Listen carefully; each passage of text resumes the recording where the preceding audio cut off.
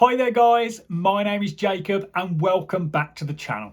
Now in today's video I am going to take you through my solar stats for the month of June 2025. Now in the last video I had a look in the comments section and there was a lot of debate over whether May was going to be a better month for solar than June. And I've got to say, I've never had a solar system for June. Because I had my solar installed in January of this year. So, every month for me is a bit of a learning curve and, to see how it performs throughout the year. So every month is quite surprising really as to, to see how it performs and which months are better. And I have to say, I thought June would be the better month for solar, purely because we're kind of in the middle of the year. The days are longer, so the sun rises earlier and it sets later. So in my mind, June kind of stood out as potentially the best month of the year. But there were other people in the comments that were telling me that potentially May would be the better month because of lower temperatures. And this is something I didn't know. Temperature affects the performance and efficiency of solar panels. So of course this is something you have to take into consideration, but not something I'd taken into consideration because I didn't know. So it's going to be interesting to see if that has affected June's stats. But before we get into the stats, if you could just do me a favour and hit the like button and also hit the subscribe button as well. I had a look back at my YouTube stats for the last video and over 70% of the people who had watched the video had not subscribed to my channel. So what are you waiting for? Hit that subscribe button. I am only a small channel and I need your help to push these videos out to more people. So as I said, if you haven't hit the like button or the subscribe button, do it now. And also check out the description box of this video for a few referral links that, if you use them, will help out the channel. And if you do, I'd just like to say a massive thank you in advance. Right then, let's dive into the stats. So total generation for the month of June, did it beat May? Well, it didn't, but only just. So total generation was 779.4 kilowatt hours. Now, if we compare that to May's total generation, which was 803 kilowatt hours, you can tell, I missed it by just 20 kilowatt hours. So to be honest, that's roughly half a day. On a good day, that's about half a day's generation lower than May. So it was very close. But for those people in the comments that said May would be the better month, pat yourself on the back because you are absolutely right. And I guess it's got to be down to those higher temperatures. Now, you might not be in the UK, but for those who are, you will know that June has been one hell of a month in the UK for hot weather. Now, people in another country might say 30 degrees isn't hot. But for us in the UK, it is absolutely sweltering because we're just not used to it. And we have had a few weeks, to be honest, it's been almost the whole month of June, that has been a bit of a heat wave. And we have seen temperatures, 26 and above, up to about 34. I clocked on one of the days. So 34 degrees in the UK is ridiculously hot. And unfortunately, as I mentioned before, these hot temperatures affect the efficiency and output of the panels. And this is something I didn't know before. But of course, reading in the comments when people were telling me this in the past video, I have kept an eye on it. And actually, on the really hot sunny days where there's not a cloud in the sky, on cooler days, I would be expecting to see my panels outputting anywhere from about 5.3 up to 5.6 kilowatt hours. And bear in mind, my system is a 5.7 kilowatt system. I would expect almost, that peak output. But on these hot days, I've been noticing that my system does not get above about 4.9 kilowatt hours at any point of the day. So even, in the midday sun where there's not a cloud in the sky, and really I would be expecting to hit that real peak output, it's not been going above 4.9. So that shows you the drop off. And that is because of the hot weather. because on a cooler day, which we've had a few since then, I have noticed the panels, get that peak output. So the temperature, I think, has been the main factor in the total month's generation being lower than May. So that is something obviously I've learned, and something going forward I will have to factor in, in terms of what I think I'm going to get generation wise. But as I said, June was not as good as May. Now, best day for the month of June, I got 36.8 kilowatt hours, and that was on the 30th of June. If we compare that to May's best day was 38.3, so about 1.5 kilowatts better than June's best day. And again, I've just put that down to the temperatures. So it just shows you, 1.5 kilowatts a day less over 30 days. It adds up. And I guess that's why we were around 20 kilowatts, 23, 24 kilowatts down on May's total generation. The worst day was actually better than May's worst day. So worst day of June was the 6th of June, and that was 13.1 kilowatt hours for the day. However, May's worst day was only 10.8. So it was good to see that the worst day has come up, because, if you want a really good month, you want your worst days to be as high as they can be, because they do ultimately have an impact on the total month's generation. As I've mentioned before on the channel, all my panels have got Tigo Optimisers, and for the month of June, those Optimisers saved me 10.1 kilowatt hours for the month. And as there's no shading on my panels in the month of June, I have to put that down purely to clouds.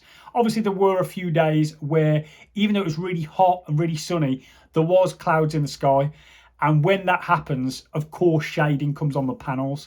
And the Tigo Optimisers, that's where they pull their weight and actually save me some lost kilowatt hours. So 10.1 saved by the Optimisers.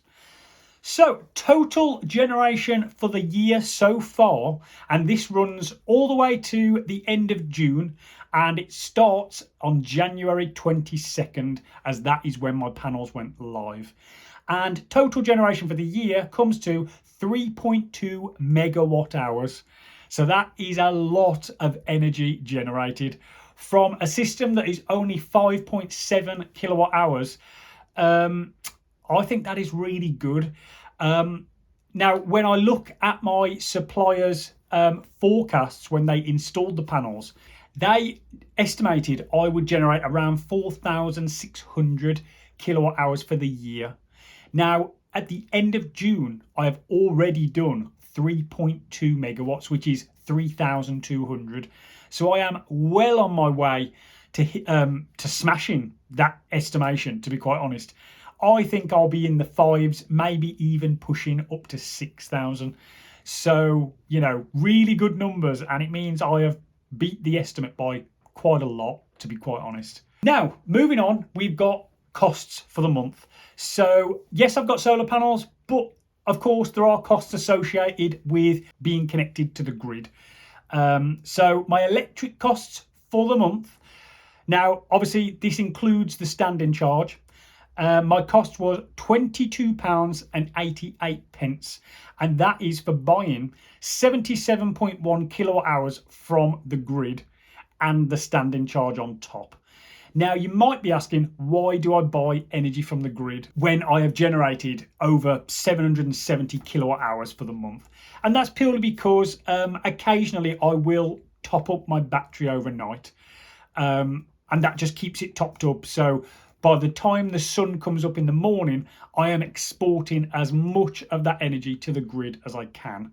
So obviously when the sun goes down, I'm using energy from the battery that I've got, dishwasher, washing machine, things like that.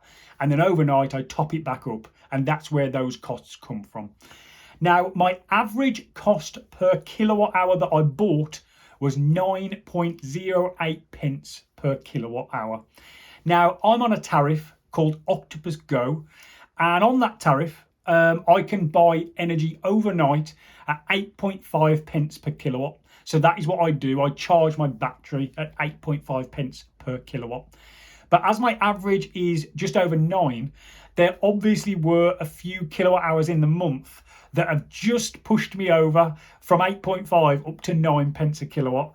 And those must have been a couple of peak hour kilowatt hours where I'm paying roughly 26 pence per kilowatt. Most likely when I'm cooking and I've got a lot of different things on in the house. My inverter can push out about 3.6 kilowatt hours at any one time from the battery. But obviously if I'm using more than that, then the grid kicks in just to give me that little bit of extra energy. And I imagine from looking at that, I've probably used a couple of kilowatt hours extra from the grid, which is slightly annoying because obviously I've paid the peak rate there. But for an average of 9 pence per kilowatt, per kilowatt hour, when the normal charges that people pay are probably somewhere around that 26 pence a kilowatt hour, I am pretty happy with that. Now, my gas bill for the month, well, to be honest, very low, and it includes the standing charge, £12.69. And that will just be heating hot water for showers and when we put the hot tap on. Obviously, my gas boiler heats the radiators as well, the central heating. But of course, in June, that was not needed. So only heating the water, £12.69. Now, the big one that most people are interested in every single month is, of course, what did I export to the grid and how much did Octopus Energy pay me for that exported energy?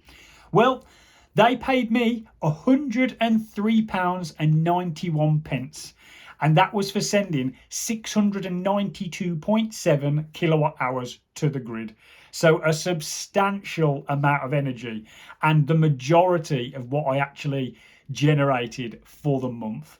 Now, I said before I generated 779 kilowatt hours for the month, and I sent to the grid 692. So, that is a substantial amount of the energy that I generated exported. Now, on top of the exported credit that I got, I also got a 91 pence credit from a savings session that Octopus ran. Now, I can't remember whether this was to be cutting back on energy or whether it was a free hour of energy, because they do a couple of different ones. But either way, they gave me 91 pence as an extra credit for participating in one of those saving sessions.